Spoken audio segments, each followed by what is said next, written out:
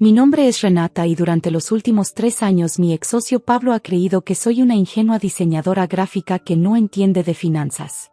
Lo que él no sabe es que tengo una maestría en contabilidad forense de Wharton, y que además de mi estudio de diseño, manejo discretamente las finanzas personales de 40 familias millonarias en México, incluyendo la de su propia esposa.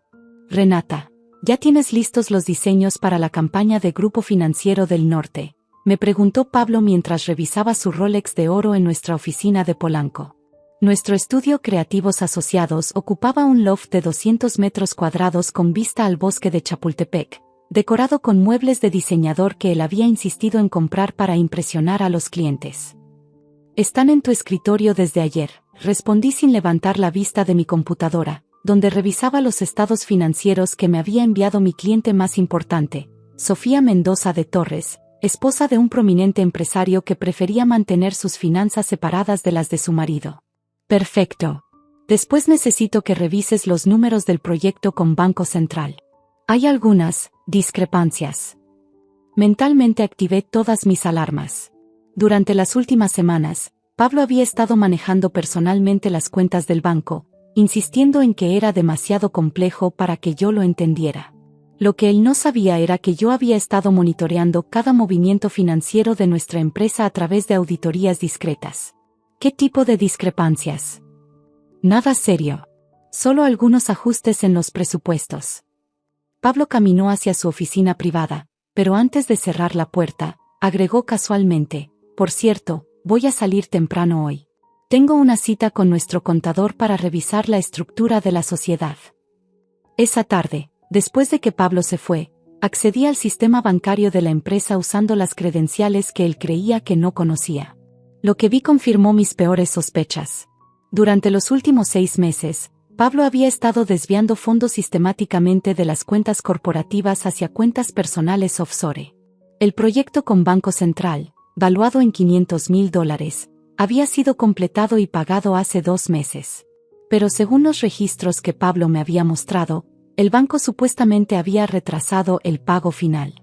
En realidad, el dinero había llegado puntualmente a nuestra cuenta corporativa, pero Pablo lo había transferido inmediatamente a una cuenta en las Islas Caimán.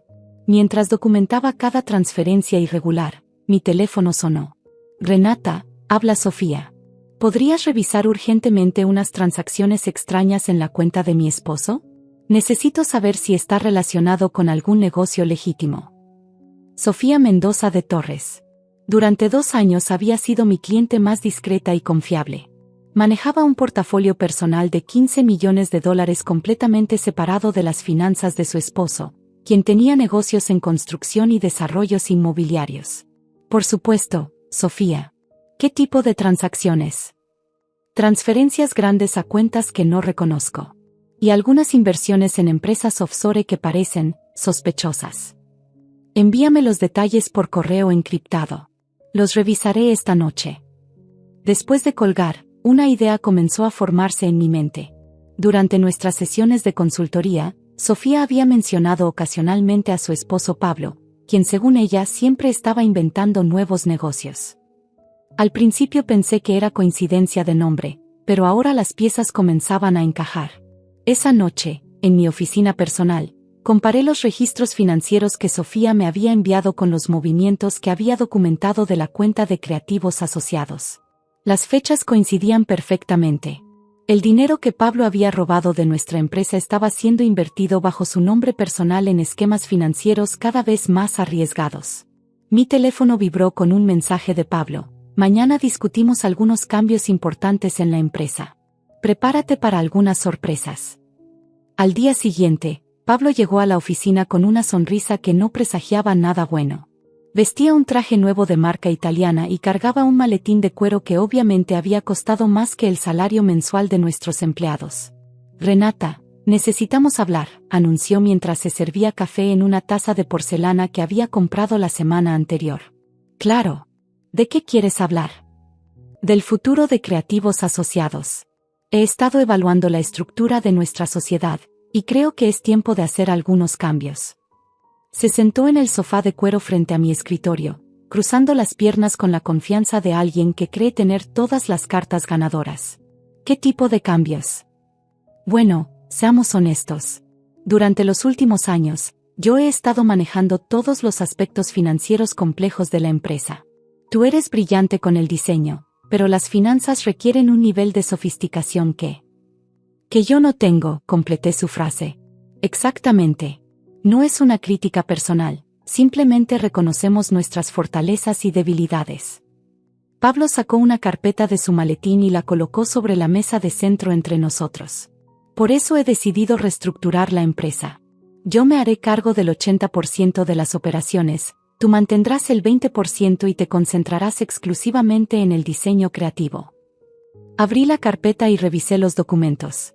Era una propuesta formal para modificar nuestro acuerdo de sociedad, reduciendo mi participación del 50% al 20% y transfiriéndole a él el control completo de las finanzas corporativas. ¿Y la compensación por mi 30% perdido? He calculado una compensación justa basada en los activos actuales de la empresa. El número en el documento me hizo contener la risa, $50,000. Para una empresa que según nuestros registros oficiales tenía contratos activos por más de $2 millones. Pablo, según mis cálculos, mi 30% vale considerablemente más que esto. Tus cálculos están basados en proyecciones futuras, no en realidades presentes. La verdad es que la empresa no ha sido tan rentable como esperábamos. No ha sido rentable. Las ganancias han sido modestas. Muchos de nuestros clientes han retrasado los pagos. Pablo se levantó y caminó hacia la ventana, con las manos en los bolsillos y la postura de alguien que está a punto de ganar una negociación importante. Por ejemplo, Banco Central aún no nos ha pagado el proyecto final. Grupo Financiero del Norte está reevaluando su presupuesto. La realidad es que tenemos problemas de flujo de efectivo. Mantuve mi expresión neutral mientras él continuaba con su actuación. Por eso necesito tomar control total de las finanzas. Para negociar con los clientes, perseguir pagos atrasados, ese tipo de cosas que requieren experiencia. Entiendo tu perspectiva. Me alegra que seas razonable. Sabía que entenderías la lógica empresarial. Pablo regresó a su asiento y sacó una pluma Mont Blanc de su chaqueta. Solo necesito tu firma aquí, y podemos comenzar la nueva estructura inmediatamente. ¿Y si no firmo? Su sonrisa se volvió más fría. Bueno, esa sería una decisión desafortunada. Verás, he estado documentando varios errores en tu manejo de algunos proyectos. Nada criminal, por supuesto, pero suficiente para justificar una reestructuración forzosa de la sociedad. ¿Me estás amenazando? Te estoy ofreciendo una salida elegante de una situación complicada. Me recosté en mi silla y lo estudié cuidadosamente. Pablo había mostrado finalmente su verdadera cara, y era exactamente lo que había esperado. Pablo, ¿puedo hacerte una pregunta personal? Por supuesto. ¿Realmente crees que soy tan estúpida como para no darme cuenta de que robaste el dinero de Banco Central? Su sonrisa se desvaneció por una fracción de segundo, pero rápidamente la recuperó. No sé de qué hablas. El dinero de Banco Central aún no. Llegó hace 2 meses. $500,000 exactos. Los transferiste a una cuenta en las Islas Caimán el mismo día. Pablo se enderezó en su asiento, pero mantuvo su tono casual. Estás confundida. Ese dinero está en la cuenta 4472-8899-1123 del First Caribbean Bank. Lo sé porque he estado monitoreando todas las transacciones de la empresa desde que empezaste a actuar sospechosamente. Aunque fuera cierto, lo cual no estoy admitiendo, no podrías probarlo legalmente. Pablo se puso de pie y caminó hacia su escritorio, claramente sintiéndose más seguro. De hecho, continuó con una sonrisa burlona, aunque hipotéticamente hubiera movido algunos fondos para protegerlos de problemas fiscales, tú no tienes los recursos legales para desafiarme. Mis abogados costarían más de lo que tú podrías permitirte en años. Tienes razón sobre eso. Exactamente. Así que puedes firmar voluntariamente y recibir tus $50,000, o puedes pelear y terminar sin nada. Pablo regresó a donde yo estaba sentada y se inclinó sobre mi escritorio, con la arrogancia de alguien que cree haber ganado completamente. Te robé todo el dinero y no puedes probar nada. Soy más inteligente que tú. Sonreí y le dije tranquilamente, tienes razón, eres muy listo. Me alegra que finalmente lo entiendas. Firmaré los documentos mañana. Solo necesito una noche para procesar todo esto. Perfecto. Y Renata, espero que no haya resentimientos. Esto es solo negocios. Esa noche, llamé a Sofía desde mi oficina personal. Sofía, necesito que vengas urgentemente. Hay algo muy importante que debes saber sobre las finanzas de tu esposo. Una hora después, Sofía estaba sentada frente a mi escritorio mientras yo le mostraba la evidencia completa del esquema de desvío de fondos de Pablo. ¿Estás diciendo que mi esposo robó $500,000 de su propia empresa? Y lo está invirtiendo en esquemas offshore de alto riesgo sin ninguna experiencia financiera real. Sofía revisó los documentos con la expresión de alguien que finalmente entiende por qué su esposo había estado tan ansioso y secretivo últimamente. ¿Qué tan arriesgadas son estas inversiones? Basándome en mi análisis, tiene un 80% de probabilidad de perder todo el dinero en los próximos 6 meses.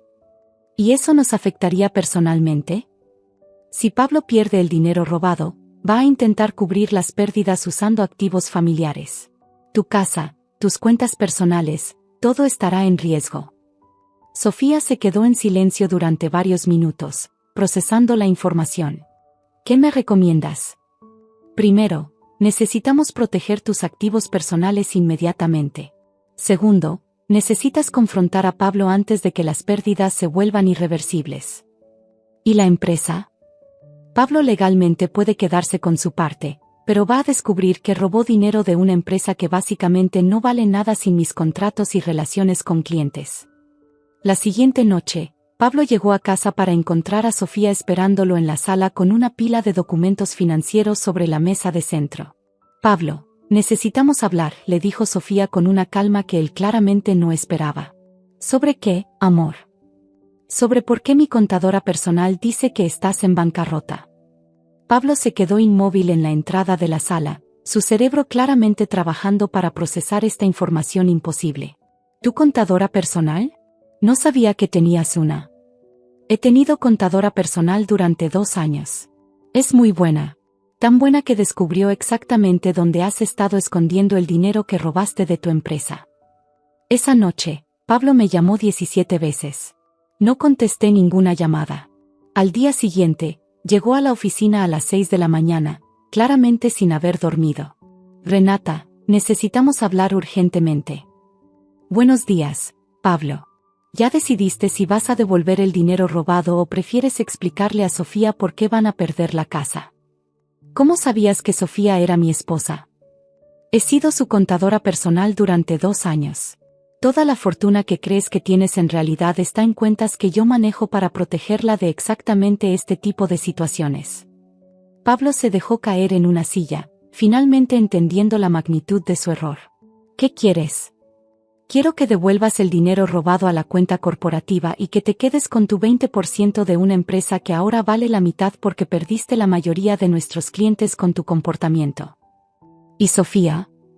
Sofía va a decidir si quiere seguir casada con alguien que le mintió sobre sus finanzas durante años. 6 meses después, Pablo había devuelto 400,000 de los $500,000 robados. Los otros 100,000 se perdieron en sus inversiones fallidas. Sofía se divorció y me contrató oficialmente como su contadora y asesora financiera exclusiva.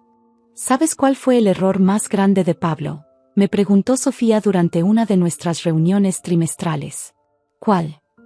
Subestimar a las 2 mujeres más importantes en su vida al mismo tiempo. Sonreí mientras revisaba su nuevo portafolio de inversiones. A veces la arrogancia ciega a las personas sobre las conexiones que realmente importan. Pablo había aprendido que robar dinero es fácil, pero esconderlo de alguien que maneja las finanzas de tu propia familia es imposible. Y yo había aprendido que a veces la mejor protección contra los estafadores no viene de sistemas legales complejos, sino de conocer íntimamente a las personas que más tienen que perder.